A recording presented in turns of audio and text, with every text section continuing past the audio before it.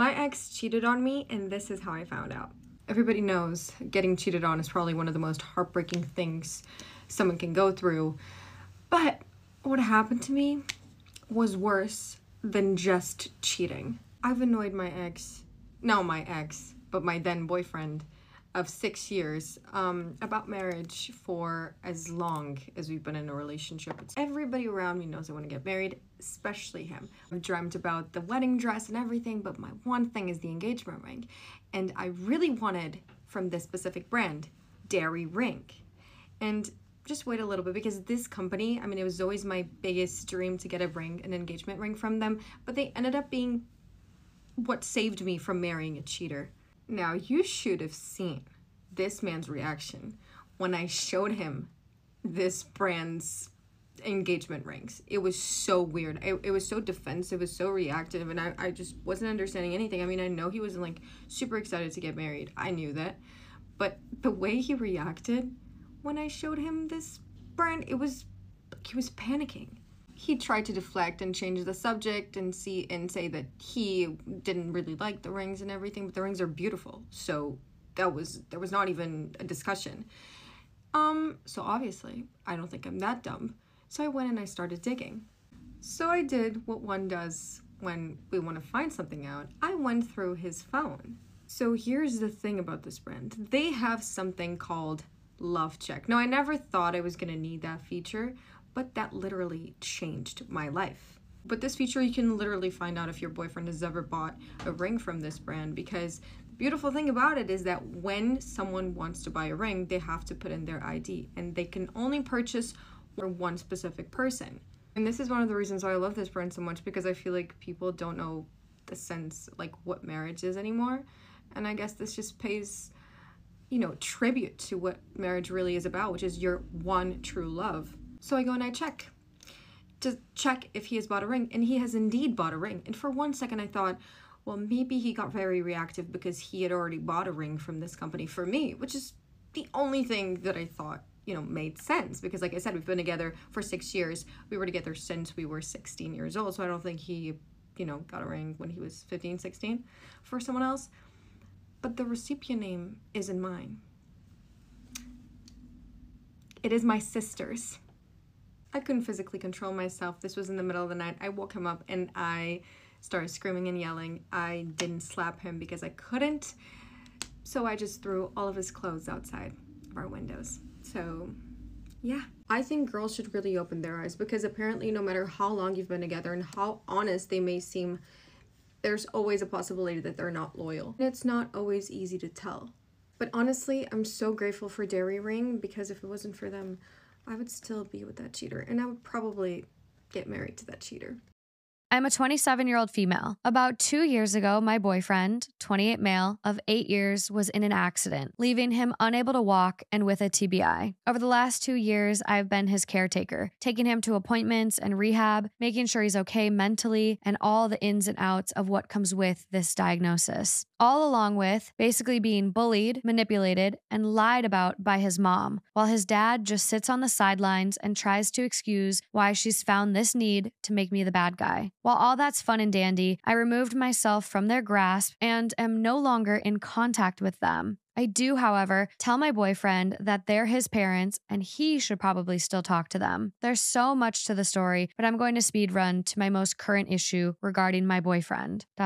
Well, ex-boyfriend? The last couple months of last year, my cup was absolutely empty from having to show up every day and pour from it. I was finding it incredibly hard to keep my own mental health up, and his extended family took note of this and set up a break for me. A little getaway and time to myself while he went to stay with family. And by little, I mean maybe 2 weeks with his family in total. In doing this, he used a few cards out of his parents' playbook and tried to play and manipulate me into not going, even breaking up with me. He has since apologized, but I've been staying on the side of we are broken up and I'm just his caretaker. Please note, we haven't been coupley since before the accident. It's been a mostly caretaker and not a boyfriend-girlfriend type of relationship. He has apologized profusely, and I've explained how I'm tired of getting pushed under the bus when all I've ever do is try to help him and his family through this accident. We have this conversation over and over again, and other times he's pressuring me for sex, like constantly some weeks. I cannot give any more of myself, and having to be a girlfriend on top of my already full plate makes me want to run for the hills. He doesn't want to have to stay with his parents full time, so that's not really an option. I wouldn't either, considering how they've treated me these past 2 years. Being broken up means his parents really don't have access to me, which I like. I just feel as if I have to give 110% of my cup each day, and the one time he had the opportunity to give back a little bit, he chose to be selfish, and I just can't say it's fine and brush it off because it really hurt me. I was there every day at the hospital. I did so many things that I was uncomfortable with because I love him. I put everything in my life on hold to make sure he was good, and for him to not reciprocate even an ounce feels like a knife in the back, or the turning of the knife his mom put in my back. I don't want to give up on him, but I can't give him what he wants from me, which is a 19-year-old version of two kids falling in love. I've been sick for a week and still have to do everything on top of it, and I feel disregarded and unappreciated on the daily. And I'm trying to show him the parallels of this situation with the previous break and how it feels on my end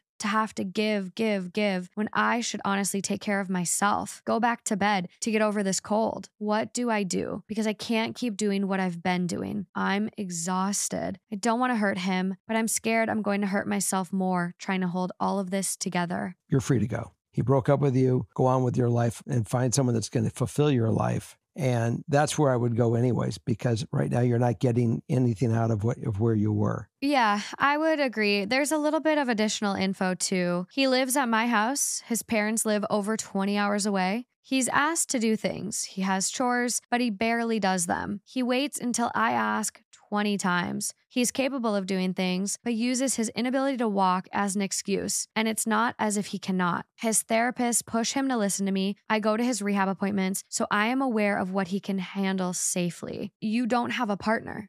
And if you know he can do something, like a chore that you give him, but you still have to ask 20 times and nag him, that's not a partner. You're just a caregiver. My mom thought she could train me to like cilantro, but I proved her wrong. So when I was small, my mom had this weird obsession of if you eat something enough, you'll like it eventually, and didn't believe me when I would gag on merely the smell of cilantro. She thought I was just acting. And she says that she didn't like it when she was small, and the taste grew on her when she ate enough of it. I remember coming home from school and smelling the cilantro before coming in the door, and I knew that I would be forced to sit through a cilantro hot pot night. One day, I don't know what came into her mind, but she decided to make what she called cilantro soup. The ingredients are as following: water, cilantro, and salt. That's it. Bye. She just invented it that day. I swear to God. What? I imagine this would sound awful, even for someone who likes cilantro. It's disgusting. And I love cilantro. Me too. So, she put a whole bowl of it in front of the TV and asked me to drink it, adding a bunch of health information she read about cilantro, trying to persuade me while I'm gagging on the smell of it. At last, she gave up and just ordered me to drink it. I take a sip and dry gag vigorously and visibly. My stomach is literally cramping and I am 0% acting. I told her that I'm about to throw up and I cannot finish the soup. She told me to stop acting and just pinch my nose and down the whole thing if I didn't like it. So I did. I pinch my nose and I take the whole bowl like a shot. Seconds after swallowing, I breathe in and let out a sigh of relief. And the strong smell of cilantro was brought up to my nose with the sigh. My stomach cramps immediately and I threw up all over the TV. We both stood there silently looking at my vomit painting masterpiece for seconds. She never asked me anything with cilantro from that day on, and will warn me if we are having cilantro in certain dishes. She will even ask if I can go to my room when her church friends want to come over for cilantro hot pot, and will cook separate meals for me for days like that. To this day, I still hate cilantro, but my body reacts less vigorously now and can swallow with a straight face if I accidentally eat some.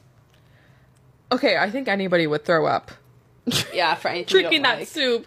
No, but that soup sounds disgusting. Am I the asshole for taking my clothes off at the Cheesecake Factory? So me, 23 female, and my boyfriend, 24 male, were celebrating our 1-year anniversary and went out to dinner to celebrate. My boyfriend planned it as he knows how much I love the Cheesecake Factory. I really love their cheesecakes. This becomes important later. Well, everything was going fine and we were having a good time until an elderly man at the table next to us scooted his chair out just as our server was approaching, causing him to stumble and spill hot coffee on me, down my back.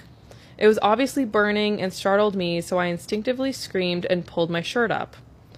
I'm pretty small-chested, so I don't typically wear a bra, and obviously I wasn't thinking about that when something hot was running down my back, burning me, so I basically flashed all those at my table around us. Yes, I was embarrassed, but at the same time, it's just boobs. I pulled my shirt back down right after realizing what happened, but it was up for about 15 seconds. The server apologized over and over, but it wasn't their fault. It was all just an accident. Well, anyways, after this, my boyfriend wanted to leave. Like, immediately leave. He said that I was being overdramatic for the way I reacted in this situation, and maybe I was, but it did startle me really bad, and it did burn. He told me I had put on a show for everyone in the restaurant, especially since I screamed when it happened, and that we need to leave. I told him it's not that big of a deal and that I really want to stay to get cheesecake because it's my favorite. I eventually even offered to try to get some to go, and he was dead set that we needed to leave and didn't understand why I wasn't mortified. We ended up staying, but for the rest of the day, he kept saying that the men at tables near us were staring at me and probably thinking about me inappropriately, but I said it wasn't my problem if they're being gross. When we got in the car, he told me I ruined our anniversary for making him sit through that, and we should have just left, and that he can't believe I would choose a piece of cheesecake over his comfortability. We argued in the car the whole way home about it, and now we haven't spoken today at all. Am I the asshole? No. No. She needs someone who matches her energy. Seriously. Is this okay? The chef at my workplace says it's no big deal and that he's just saving money. I work in a nursing home / community center.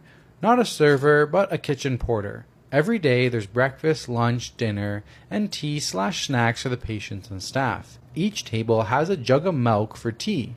The jug is exposed and has no lid. It's being used by the people and they talk over it and stuff. Anyway, I've been instructed not to throw away any of the milk when I go out to collect the dishes after meals. It goes on the collection cart with all the used dinner plates and food waste. It's then brought back into the kitchen. The chef pours it back into the carton to be reused again for tea and baking. Ew. I find that to be disgusting, and if the people knew about this, I doubt they'd be comfortable eating from this kitchen. Crumbs and everything falling into it from being exposed without a lid. What if somebody spit in it? How cheap can a chef be to reuse milk that's been sitting out all morning? I was grossed out when I learned he did this, so I asked him to confirm, and he said that we need to be resourceful. Efficient workers should not waste one drop. He actually yelled at me the first time I threw the milk out because I was new back then and I didn't know. And it's not just milk. Donuts, cupcakes, and soda bread pieces are reused too. If they're not eaten, they must be collected from the table and brought back to the kitchen. The chef pisses me off because he always finds faults in what I do, telling me I hold the cups and glasses wrong and that I pick up the plates wrong and I use the dishwasher too much. He acts like he's so clean and tidy, but he literally puts unwrapped food on top of the bin. He says that's not a big deal because the lid is closed and the food is on a plate. Also, desserts and cakes are left on the kitchen counter without any wrapping for a long time before being served. The chef doesn't seem to care about dust or flies. Can I hear what people have to say? I think that's gross. That's like, fucking vile. It's actually so Top comment? unsanitary and like Yes, it's disgusting, and it may Yeah. be a health department violation. Yeah, it is. I can tell you 100% it is. Today I fucked up by uploading my XVids login info onto the Chrome app, which is linked to the family computer, and my teenage daughter saw it. My ex what? XVids. What's XVids? Why'd you wink at me? let me get into the story. Okay. I updated my password info in my Chrome's password manager, forgetting that I'm logged into the Chrome on my PC. So my 15-year-old daughter saw the pop-up saying, porn site name login info was saved. She apparently took a pic of it and will either tease the hell out of me for it and show her friends like, dude, my mom's so fucking weird. She ratted me out to her dad. I don't know what precisely was so funny, but apparently she's very amused. My husband asked if I needed help, and yeah, probably therapy or vodka.